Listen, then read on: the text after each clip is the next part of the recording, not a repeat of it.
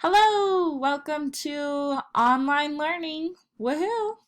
Um, Today we're going to go over our textbook section for interactions among organisms. Now, we went over this Friday before school was released for spring break, but I just want to go over it one more time so that those that were gone on Friday, get the information and it covers all of the textbook pages that you'll be doing this first day. So, that being said, let's get started. I think I click here. All right, interactions among organisms. So this will go along with your textbook pages 113 to 114. And there, so first up, it talks about competition in your textbook. So competition is when two living organisms are competing for their resources, like we see our hippos here competing probably for their space. So in nature, competition means that animals or living things are trying to survive. So organisms will compete for resources. That's a key vocab word. And those resources are things like space, food, water, supplies. When there is competition, one creature might have to move out or make an adaptation so that it can use different resources and be able to survive.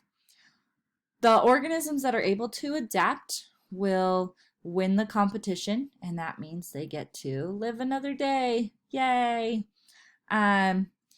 Next, we've got mutualism. So mutualism is, there's three great examples here. There's so many more. This is when two creatures are interacting and both benefit. Your textbook shows a picture of clownfish with the sea anemones.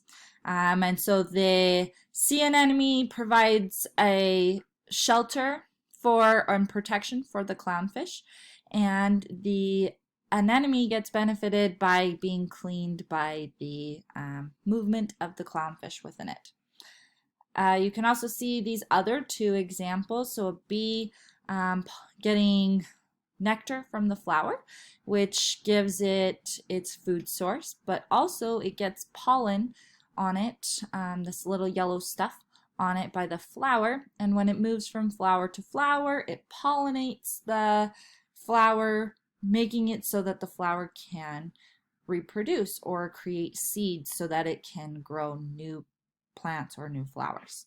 And then we have here our remora fish.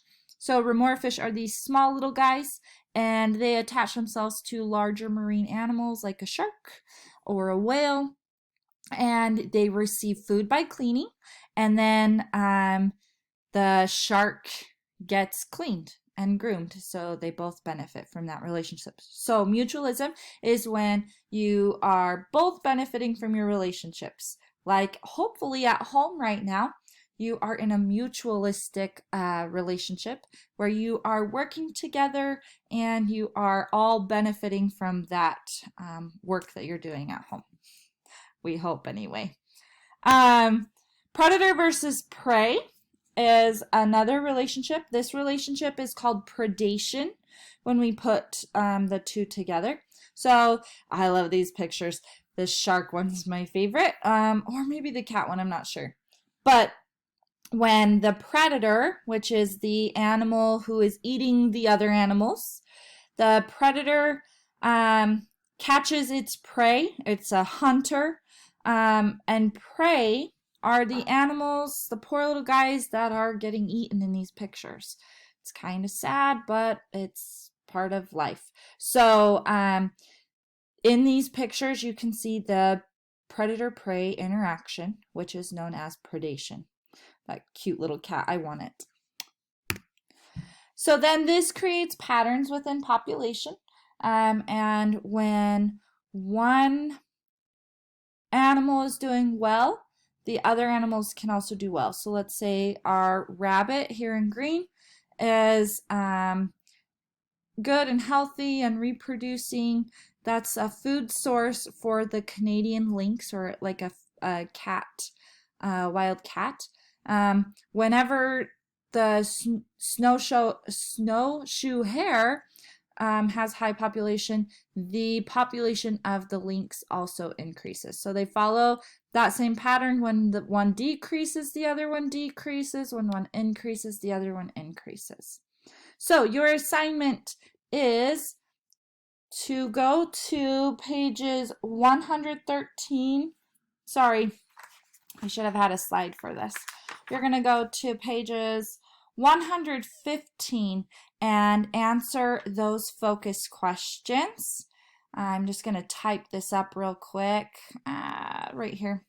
So you're going to, for your assignment today, you're going to read pages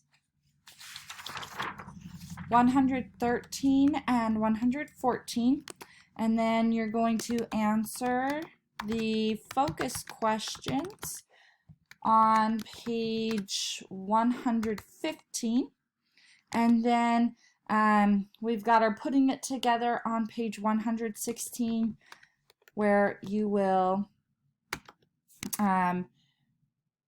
construct, it says construct an explanation for the pattern of interactions shown in the images. So here are the images it's talking about. Now when we're talking about pattern, losing stuff out of my textbook. When we're talking about patterns with these, think of patterns are things that repeat themselves. So what are the things that are being repeated in these pictures? Is there a relationship that we've talked about that's being repeated in these pictures? What's going on that's in common in these pictures? And that's going to be your explanation of what's going on here. Okay, so that is it for that section of the textbook. I hope that makes sense to you and that you're understanding mutualism, predation, and competition. And I will be seeing you guys next time on this lovely little video. So have a good day, and I miss you guys.